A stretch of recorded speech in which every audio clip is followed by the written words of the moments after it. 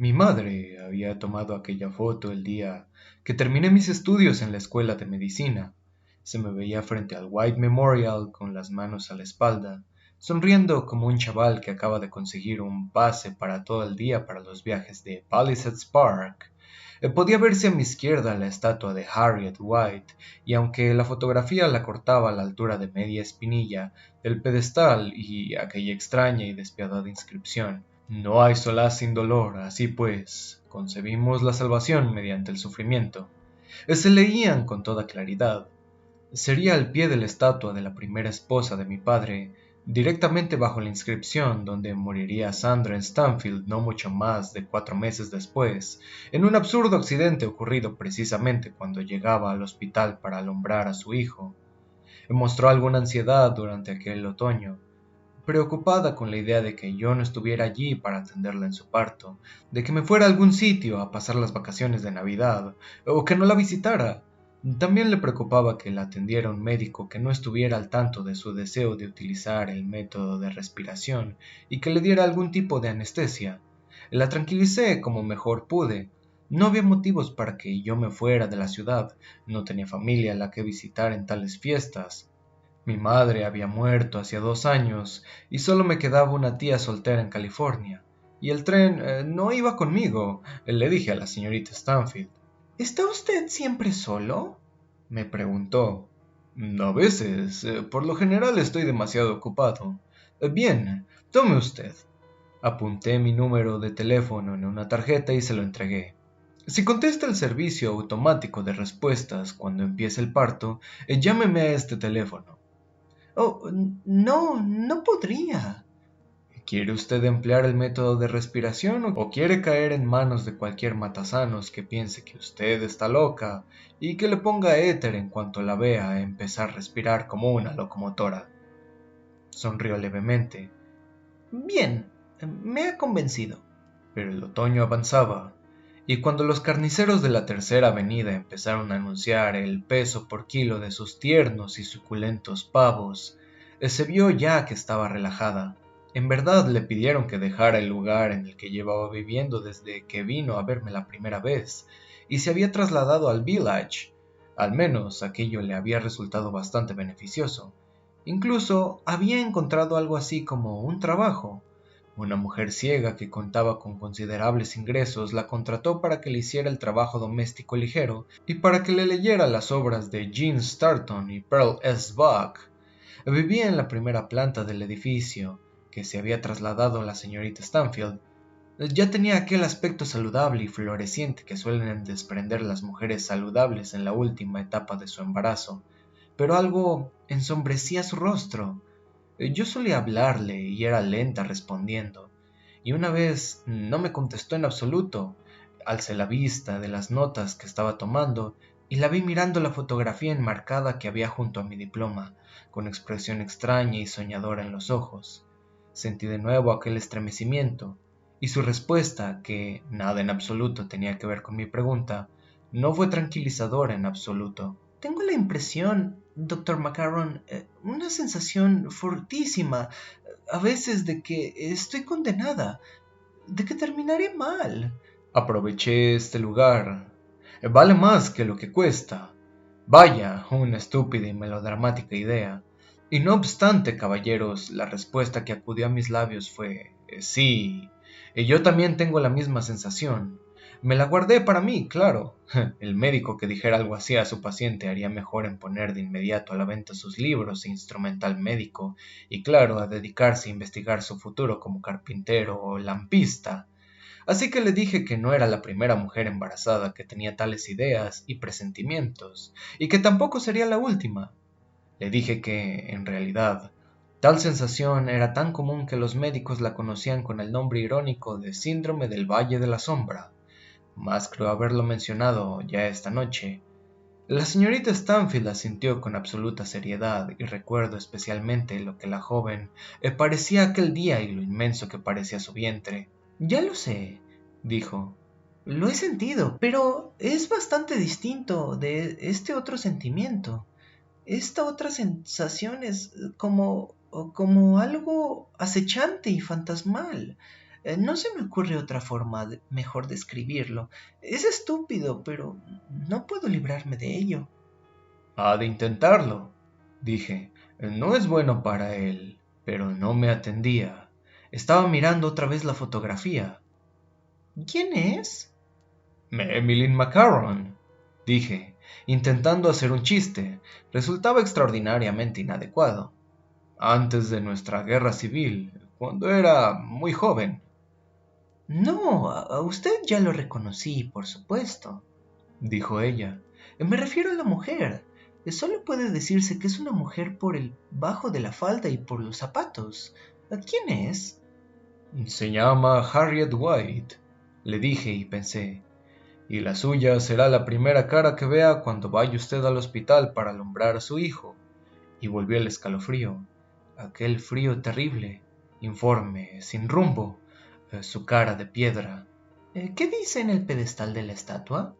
Preguntó, sus ojos aún soñadores, casi con éxtasis. No sé, mentí. Mi latín coloquial no es gran cosa. Aquella noche tuve el peor sueño de mi vida. Desperté en él absolutamente aterrado. Supongo que si hubiera estado casado, habría dado un susto de muerte a mi pobre esposa. En el sueño, yo abría la puerta que daba a mi consultorio y allí estaba Sandra Stanfield. Llevaba los mismos zapatos marrones, el mismo vestido de lino blanco con ribetes marrones, el mismo sombrero algo pasado de moda, pero el sombrero estaba entre sus pechos, ya que Sandra llevaba la cabeza en las manos. El lino blanco estaba manchado y rayado en sangre coagulada. La sangre saltaba de su cuello y salpicaba el techo. Agitó entonces los ojos abiertos y los clavó en mí, aquellos espléndidos ojos suyos color avellana. Predestinada. Me dijo su cabeza. Maldita. Estoy maldita. No hay solución sin sufrimiento. Es magia barata, pero es todo lo que tenemos. Y en este punto desperté gritando. Salía de cuentas el 10 de diciembre. El día llegó y pasó. La examiné el 17 y sugerí que, aunque estaba casi seguro de que la criatura nacería en 1935, no creería realmente que hiciera su aparición hasta pasada la Navidad. La señorita Stanfield lo aceptó de buen grado. Parecía haber desaparecido de su expresión la pesadumbre que le había agobiado aquel otoño. La señora Gibbs, la mujer ciega que la había contratado para que le leyera en voz alta y le hiciera los trabajos domésticos ligeros, estaba impresionada con ella, lo bastante impresionada como para contarle a sus amigos la historia de aquella joven y valiente viuda quien, pese a su recién afición y delicado estado, afrontaba su futuro con tan buen ánimo. Algunas de las amigas de la mujer ciega manifestaron su interés en emplearla en cuanto hubiera tenido el niño. Lo aceptaré también, Me dijo. por el bebé, pero solo hasta que pueda valerme bien y encontrar una cosa fija.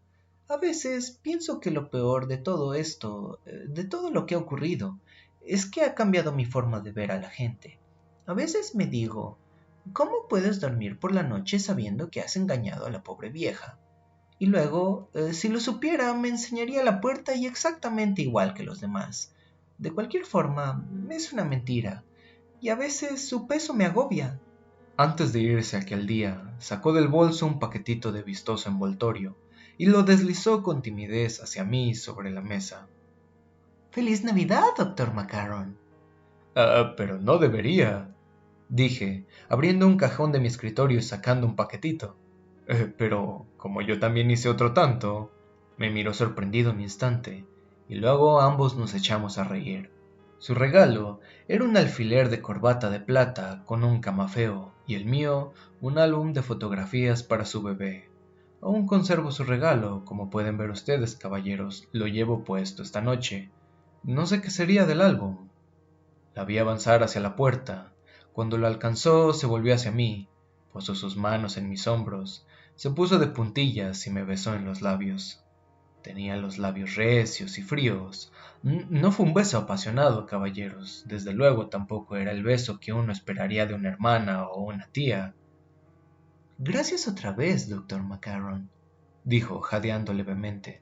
Tenía las mejillas encendidas y brillantes, los ojos color avellana. Muchísimas gracias por todo. Sonreí un tanto incómodo. Habla usted como si no fuéramos a volver a vernos, Sandra.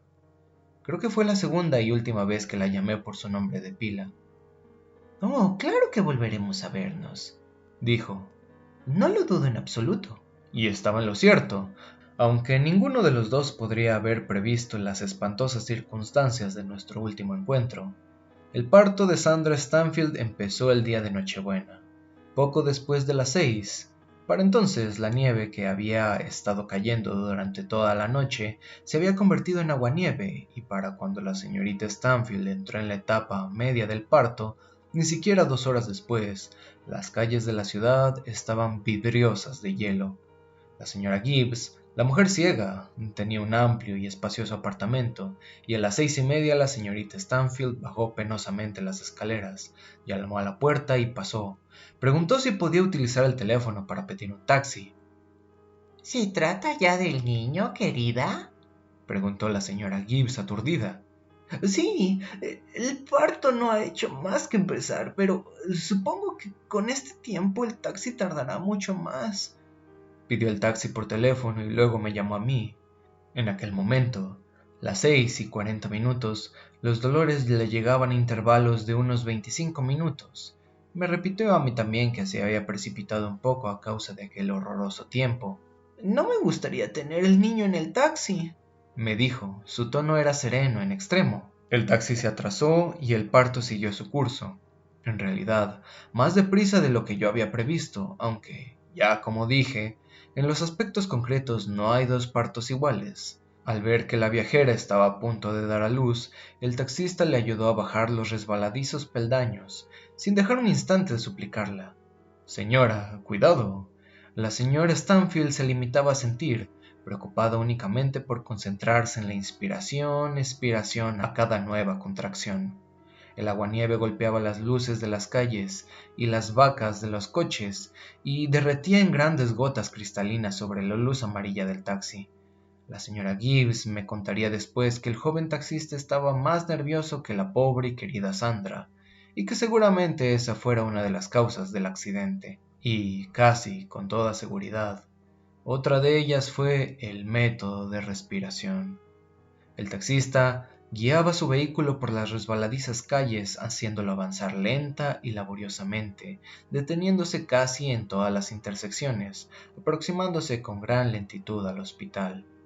Él no resultó malherido en el accidente y pude hablar con él en el hospital. Me dijo que al oír el sonido constante de aquel profundo respirar procedente del asiento trasero, le había puesto nerviosísimo. No dejaba de mirar por el espejo retrovisor para ver lo que hacía. Me dijo que se habría sentido más tranquilo si ella se hubiera limitado a soltar unos cuantos gritos, que es lo que se espera que haga una parturienta. Un par de veces le preguntó si se encontraba bien y ella se limitó a asentir cabeceando y siguió con lo suyo, remontando las olas, con profundas inspiraciones y expiraciones. A unas 2 o 3 manzanas del hospital, ella debió sentir el inicio de la etapa final del parto. Había transcurrido 1 hora desde que había entrado en el taxi. El tráfico era un caos absoluto. Más que cualquier forma se trataba de un parto extraordinariamente rápido para una joven primeriza. El conductor advirtió el cambio de la forma de respirar. Empezó a jadear como un perro en un día caluroso, doctor. Me diría después, claro, había iniciado la etapa de locomotora. Y casi al mismo tiempo el taxista vio un hueco en el lentísimo tráfico y se lanzó por él. El camino hacia el White Memorial estaba despejado ahora y quedaba a menos de 3 manzanas. Podía ver ya entera la estatua, me dijo el taxista luego, deseoso de librarse de una vez de su jadeante pasajera embarazada. Pisó a fondo el acelerador de nuevo y el coche dio un salto hacia adelante y patinó. Yo había ido caminando hasta el hospital y mi llegada coincidió con la llegada del taxi solo porque no me había parado a considerar las pésimas condiciones reales de la circulación en un día como aquel. Pensaba en encontrar ya ingresada la señorita Stanfield con todos los requisitos legales del ingreso ya cumplimentados y firmados, con la primera etapa del parto concluida ya, e iniciado laboriosamente la fase intermedia. Subía yo la escalinata hacia la entrada cuando advertí la súbita y cortante convergencia de 2 juegos de luces reflejadas en el camino helado, donde los conserjes aún no habían echado cenizas. Me volví al tiempo justo de ver cómo sucedía todo. Una ambulancia salía del ala de urgencias al tiempo que el taxi que portaba a la señorita Stanfield llegaba al hospital. El taxista, sencillamente, iba demasiado deprisa para poder detenerse. Aterrado, se limitó a pisar a fondo el freno en vez de intentar frenar solo un poco y desviarse. El coche patinó y acto seguido empezó a girar de costado. La luz parpadeante de la ambulancia iluminó la escena con ráfagas y manchas rojizas de luz, y una de ellas iluminó extrañamente el rostro de Sandra Stanfield. En aquel único instante fue el mismo rostro de mi sueño, la misma cara ensangrentada, con los ojos abiertos, que yo vería en aquella cabeza cortada. Pronuncié su nombre en un grito, bajé 1 o 2 peldaños, resbalé y caí cuán largo soy. Me dio un gran golpe en el codo que me paralizó, pero de algún modo conseguí aguantar el maletín negro y vi el resto de todo lo que ocurría desde donde estaba caído. Me zumbaba la cabeza y me dolía el codo. La ambulancia frenó y empezó también a hacer heces. Su extremo posterior chocó contra el pedestal de la estatua. Las puertas de carga quedaron abiertas y una camilla, gracias a Dios vacía, salió disparada como una lengua y volcó luego, quedando en la calle de las ruedas girando. En la acera, una joven gritó e intentó echar a correr al tiempo que ambos vehículos se aproximaban. Todo lo que consiguió fue dar un par de pasos y caer de bruces. Su bolso salió disparado y chocó contra la acera helada. El taxi recorrió todo el camino oscilando sin cambiar de dirección. Yo podía ver cómo, con toda claridad, al taxista aferrando al volante, girándolo enloquecido, como un niño en un auto de choques. La ambulancia rebotó en la estatua de Harriet White en un ángulo y dio de costado contra el taxi. El taxi describió un círculo estrecho y se estrelló contra el pedestal de la estatua con gran fuerza. Su luz amarilla, con las letras de Radio Taxi destellando todavía, explotó como una bomba. Su costado izquierdo quedó arrugado como papel tisú, y al instante advertí que no solo era el costado izquierdo. El taxista había chocado contra el pedestal con tal fuerza suficiente para partirse en dos. El cristal cayó hecho añicos sobre el hielo resbaladizo como diamantes, y mi paciente fue lanzada por la ventanilla trasera derecha del coche destrozado como una muñeca de trapo. Y me vi en pie de nuevo, sin saber siquiera cómo. Bajé a toda prisa los peldaños helados, volví a resbalar, me agarré de la barandilla y me mantuve erguido. Solo podía pensar en la señorita Stanfield tirada en incierta sombra proyectada por aquella horrible estatua de Harriet White, a unos 5 o 6 metros de donde se había detenido la ambulancia de costado. Su reflector, aún llenando la noche de rojo. Había algo espantosamente erróneo en aquella figura, aunque sinceramente creo que no supe de qué se trataba hasta que tropecé con algo con fuerza suficiente como para estar de nuevo a punto de caer. Lo que fuera con lo que había tropezado salió lanzado, al igual que antes el bolso de la joven, más que rodar, resbaló. Se deslizó y, solo por el cabello, aún reconocible rubio, pese a estar salpicado de sangre y lleno de trocitos de cristal, comprendí de qué se trataba. Acababa de tropezar con la cabeza de Sandra Stanfield, que había resultado decapitada en el accidente. Actuando ahora con absoluto aturdimiento, llegué hasta su cuerpo y lo volví. Creo que intenté gritar en el instante mismo de hacerlo, en cuanto vi. Si realmente lo intenté, no logré emitir sonido alguno, porque me fue imposible.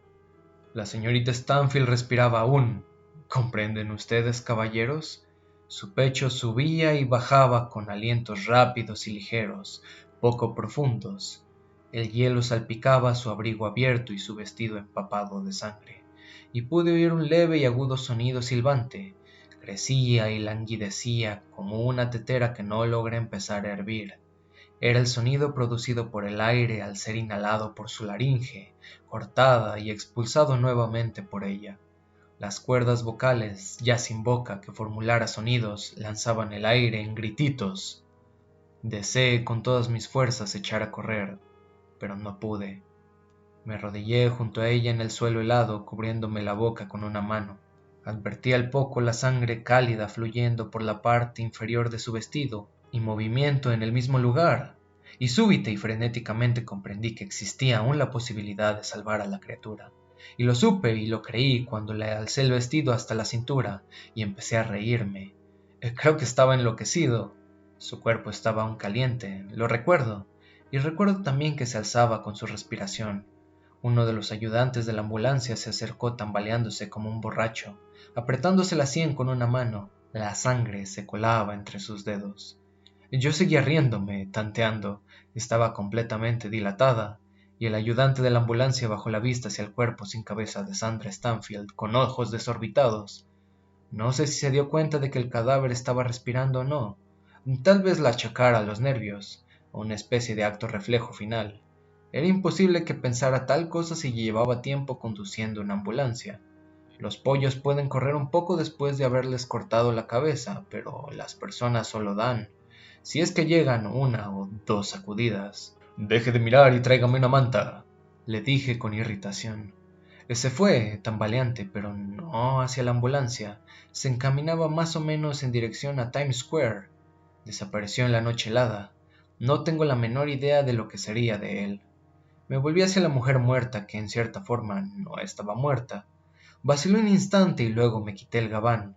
Le alcé las caderas para colocárselo debajo. Aún podía yo oír el silbante sonido de su respirar mientras su cuerpo decapitado respiraba como una locomotora. Todavía lo oigo a veces, caballeros, en sueños. Entiendan ustedes, por favor, que todo esto había sucedido en un espacio de tiempo extraordinariamente breve. A mí me parecía más largo, pero solo porque mi percepción se había exaltado hasta límites febriles. La gente empezó entonces a salir corriendo del hospital para averiguar qué había sucedido, y una mujer gritó a mi espalda cuando vio la cabeza cortada en el suelo. Abrí de un tirón mi maletín negro, agradeciendo a Dios el no haberlo perdido al caerme, y saqué un escalpelo corto. Lo abrí, rasgué su ropa interior y se la quité. Se acercó entonces el conductor de la ambulancia hacia unos 3 metros de nosotros y se detuvo petrificado. Le contemplé un instante esperando aún la manta que había pedido. Comprendí que él no me la había podido proporcionar. Miraba fijamente el cuerpo que respiraba, con los ojos tan abiertos como si fueran a salírsele de las órbitas y a quedar colgando de sus nervios ópticos grotescos, como yoyos con visión. Luego se hincó de rodillas y alzó las manos unidas. Intentaba rezar, de eso estoy seguro. Tal vez el ayudante no hubiera caído en la cuenta de lo que veía, pues era imposible, tal vez. Pero aquel hombre sí. Acto seguido se desmayó. Aquella noche había metido el forceps en mi maletín. La verdad es que no sé por qué. Hace 3 años que no utilizaba semejantes instrumentos, desde que vi a un colega cuyo nombre no quiero recitar, atravesar la sien de un recién nacido e introducir en el cerebro del niño uno de aquellos infernales artilugios. El niño murió instantáneamente. El cadáver se perdió y en el certificado de defunción se inscribió nacido muerto. Pero fuera cual fuera la razón, aquella noche había llevado conmigo los forceps. El cuerpo de la señorita Stanfield se contrajo, su vientre se hundió y la carne se tornó de piedra. El niño coronó. Vi coronar su cabecita solo un instante, sanguinolenta, membranosa y latiente. Latiendo, así pues, estaba vivo, indudablemente vivo. La piedra se hizo de nuevo carne. La corona del niño se perdió de vista y una voz a mi espalda dijo: ¿Puedo hacer algo, doctor? Era una enfermera de edad media, el tipo de mujer que suele ser base y apoyo esencial de nuestra profesión. Estaba tan pálida como la leche, mas, aunque su expresión indicaba terror y una especie de temor supersticioso al contemplar aquel cuerpo que respiraba milagrosamente, no había en cambio rastro de la aturdida sorpresa que había dificultado e incluso hecho peligroso su trabajo. Tráigame una manta, le dije secamente. Creo que aún podemos llegar a tiempo. Vi tras ella a unas 2 docenas de personas del hospital. En la escalinata, al parecer, no tenían intención de aproximarse. ¿Cuánto o cuán poco vieron? No tengo forma de saberlo a ciencia cierta. Todo lo que sé es que algunas de aquellas personas me eludieron después durante días, algunas ya para siempre, y que ninguna, incluida la enfermera que se me acercó, me habló jamás del asunto. Se volvió y se encaminó hacia el hospital. «¡Enfermera!», grité. No hay tiempo para eso. Tráigame una de las que están en la ambulancia. La criatura ya está naciendo. Cambió de rumbo, resbalando y deslizándose entre la nevisca con sus blancos zapatos de suela de crepé. Nuevamente, volví mi atención hacia la señorita Stanfield. Más que aminorar, su respiración jadeante empezó realmente a acelerar. Luego su cuerpo se endureció de nuevo, se inmovilizó. Volví a ver la cabecita del niño coronando. Esperé que volviera a retroceder, pero no lo hizo. Siguió avanzando. Después de todo, no tendría que utilizar los forceps. El niño casi afluyó a mis manos. Vi el aguanieve cayendo sobre su cuerpo sanguinolento y desnudo. Era niño. Su sexo destacaba inconfundiblemente. Vi alzarse en torno suyo el vapor al tiempo de la noche helada y negra que arrancaba el último calor del cuerpo de su madre. Sus puñitos hinchados de sangre se volvieron débilmente. Emitió un tenue y sollozante gritito. ¡Enfermera! Grité con fuerza. A ver si mueve el culo de una puñetera vez. Tal vez fuera un lenguaje inaceptable, inexcusable, mas, por un instante, tuve la impresión de hallarme otra vez en Francia, de que a los pocos segundos las bombas empezarían a silbar sobre nosotros con el mismo sonido que aquella y cruel, dictante nevisca.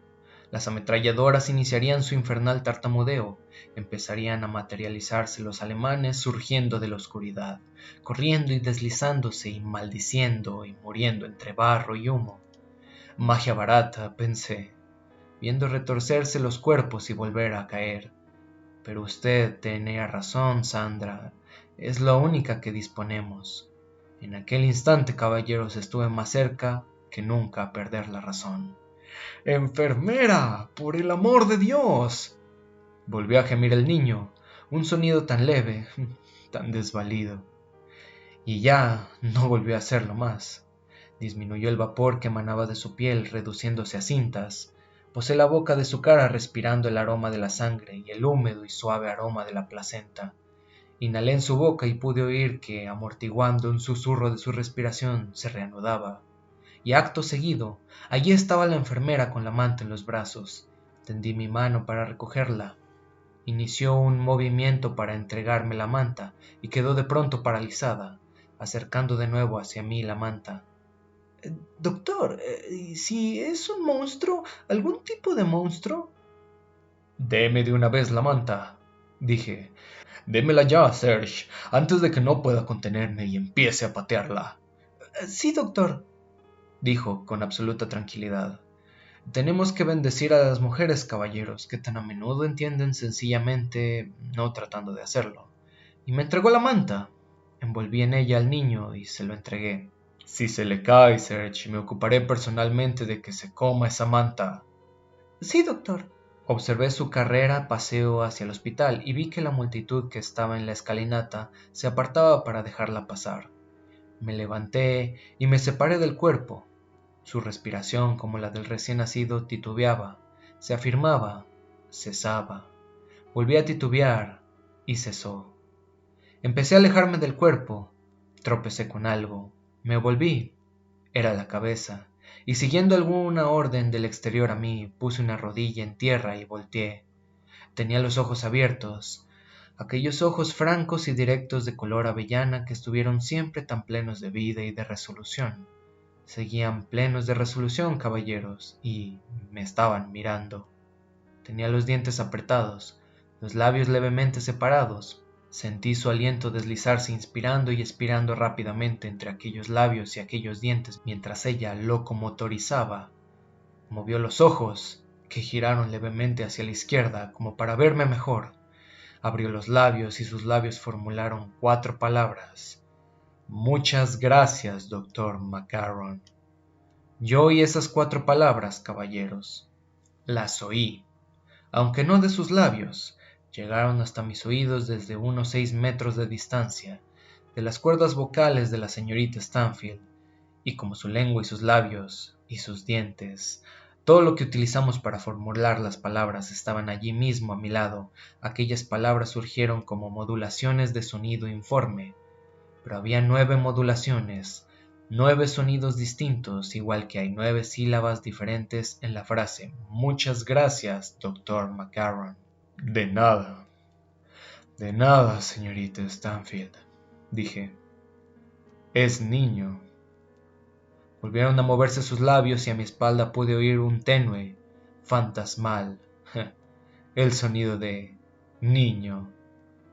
Si se lo quedaron los ojos en blanco, vacíos, ya también de resolución. Ahora parecían mirar algo que estuviera más allá de mí, tal vez en el cielo negro y nevoso. Sus ojos se cerraron y empezó otra vez a respirar de modo acelerado, jadeante, y luego simplemente dejó de hacerlo. Así pues, fuera lo que fuera lo sucedido, ya había concluido. Algo había visto la enfermera y tal vez también el conductor de la ambulancia hubiera visto algo antes de desmayarse. Y también algunos de los espectadores podrían haber sospechado algo, pero ahora ya todo había concluido definitivamente. Solo quedaban los restos de un terrible y desagradable accidente acá afuera y un niño nuevo allá adentro. Alcé la vista hacia la estatua de Harriet White.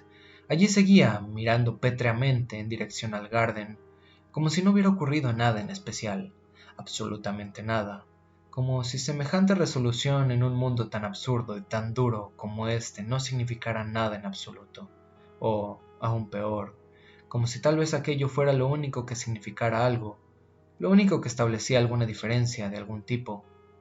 Según recuerdo, me quedé arrodillado en el barro ante la cabeza cortada de Sandra Stanfield y empecé a llorar. Y según recuerdo, seguía llorando aun cuando internos y dos enfermeras me ayudaron a incorporarme y entrar en el hospital, mientras la pipa del doctor Macaron se había apagado. La encendió con su encendedor saeta. Entretanto, todos permanecíamos sentados en un absoluto y estupefacto silencio. Fuera, el viento rugía y aullaba. Cerró el encendedor con un chasquido y alzó la vista. Pareció un tanto sorprendido al vernos aún allí. Se acabó, dijo. Ese es el final. ¿Puede saberse qué esperan? ¿Carros de fuego, quizás? Lo dijo con sorna. Luego me pareció vacilar un instante y al fin prosiguió.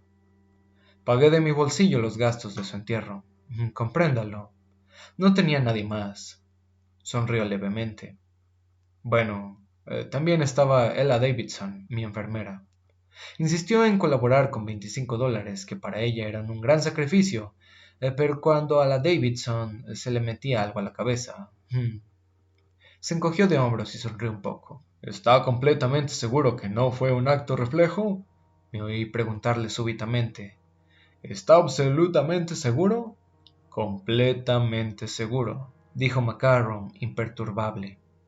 La primera contracción quizás sí, pero la consecución del parto completo no fue cuestión de segundos, sino de minutos, y he pensado a veces que podría haber aguantado incluso más si hubiera tenido que hacerlo. Gracias a Dios no hizo falta.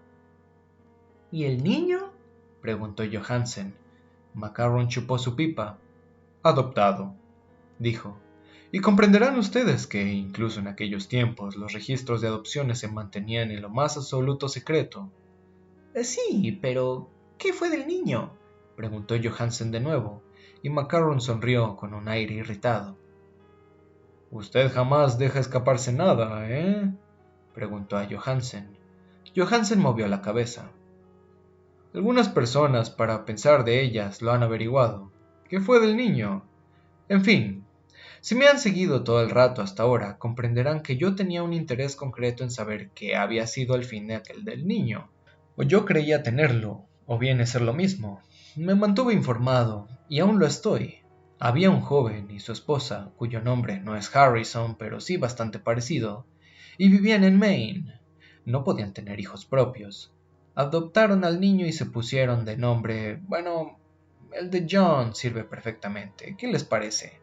John les servirá. ¿No es así, amigos? Chupó su pipa, pero había vuelto a apagarse. Yo tenía la vaga impresión de que Stevens estaba moviéndose tras de mí, y supe que en algún sitio nuestros abrigos estaban ya preparados. Pronto nos deslizaríamos en su interior y volveríamos a nuestras vidas. Como había dicho Macaron por otro año más, se habían acabado los cuentos. El niño que aquella noche traje al mundo es actualmente director del departamento de inglés de una de las 2 o 3 universidades privadas más prestigiosas del país, dijo Macaron. Todavía no ha cumplido los 45 años. Es joven. Aún es pronto para él, pero algún día será rector, no lo dudo en absoluto. Es guapo, inteligente y encantador. Una vez, con no sé qué pretexto, pude cenar con él en el club de la facultad. Éramos 4 aquella noche. Hablé poco y pude observarle. Poseía la resolución de su madre, caballeros, y los ojos color avellana. Capítulo 3. El club.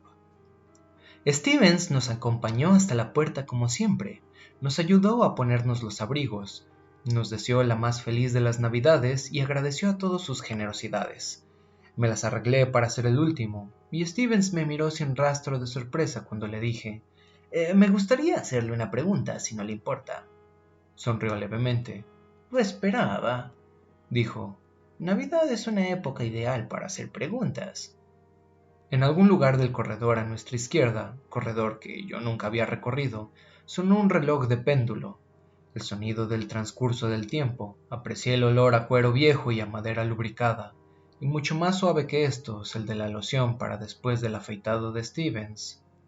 Pero debo advertirle, añadió Stevens mientras fuera se alzaba una ventolera, que siempre es mejor no hacer demasiadas preguntas, sobre todo si desea usted seguir viniendo aquí. ¿Se ha excluido a alguien por preguntar demasiado?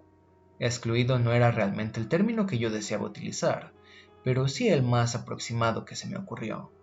No, dijo Stevens en el mismo tono bajo y cortés de siempre. Sencillamente prefieren excluirse ellos. Le devolví la mirada, sintiendo que un escalofrío se abría paso hacia arriba por mi columna vertebral. Era como si una mano fría, inmensa e invisible se hubiera posado en mi espalda.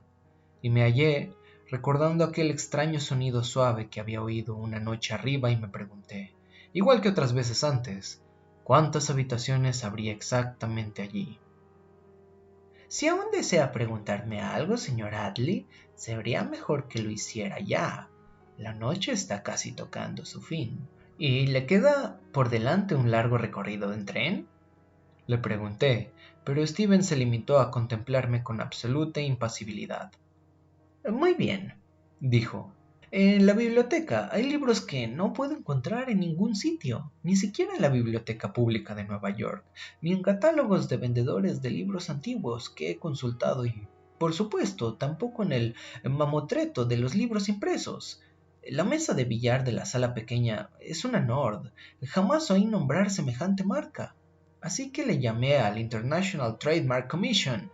Tienen 2 Nord registrados. Uno se dedica a la fabricación de accesorios de madera de cocina y el otro a la de esquíes de fondo. En la sala grande hay una máquina de discos Seafront. El AITC tiene registrados el nombre de Seaboard, pero no de Seafront. ¿En qué consiste su pregunta, señor Adley? El tono de la voz de Steven seguía siendo el de siempre, pero advertí súbitamente algo espantoso en sus ojos.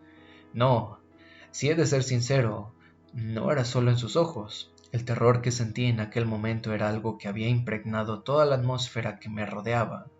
El tic-toc regular del fondo del pasillo de la izquierda ya no era del péndulo del reloj. Era el pie golpeteante del ejecutor mientras contemplaba al condenado conduciendo al patíbulo. El olor a aceite y cuero se hicieron más intensos y amenazantes, y cuando de nuevo oí rugir el viento afuera, por un instante estuve seguro de que la puerta principal se había abierto, permitiéndome ver no la calle 35, sino un demencial paisaje de Clark Anston Smith en el que las penosas formas de los árboles retorcidos se perfilaban sobre un horizonte estéril, bajo el cual se ponían dobles soles con un horripilante fulgor rojo. Él sabía perfectamente lo que quería preguntarle. Lo vi en sus ojos grises. ¿De dónde proceden estas cosas? Eso era lo que deseaba preguntarle. Sé perfectamente de dónde viene usted, Stevens. Ese acento es puro Brooklyn, pero ¿a usted de dónde viene? ¿Qué es lo que ha implantado esa expresión atemporal en sus ojos y lo que lo ha estampado en su cara? Y además, Stevens, ¿dónde estamos en este preciso instante? Más él aún esperaba mi pregunta. Abrí la boca, y la pregunta que mi boca formuló fue la siguiente. ¿No hay muchas más habitaciones arriba? Oh, sí, desde luego, caballero, dijo sin apartar un instante sus ojos de los míos. Muchísimas más. Un hombre podría perderse en ellas. En realidad, los hombres se han perdido. A veces, me parece que se prolongan kilómetros y kilómetros, salas y corredores. ¿Y entradas y salidas? Alzó levemente las cejas. Oh, claro, entradas y salidas. Aguardó, pero consideré que había preguntado suficiente. Había llegado hasta la misma orilla de algo que tal vez pudiera volverme loco. Gracias, Stevens. Oh, por supuesto, señor. Me ofreció el abrigo y me lo puse. ¿Habrá más cuentos? Aquí, caballero, siempre hay más cuentos.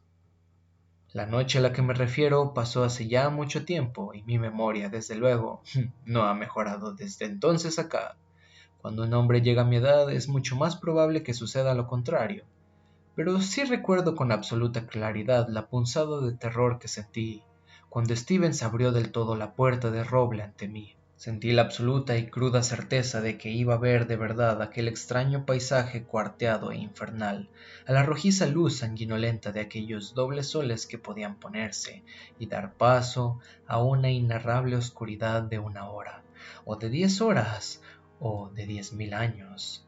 No puedo explicarlo, pero os aseguro que este mundo existe.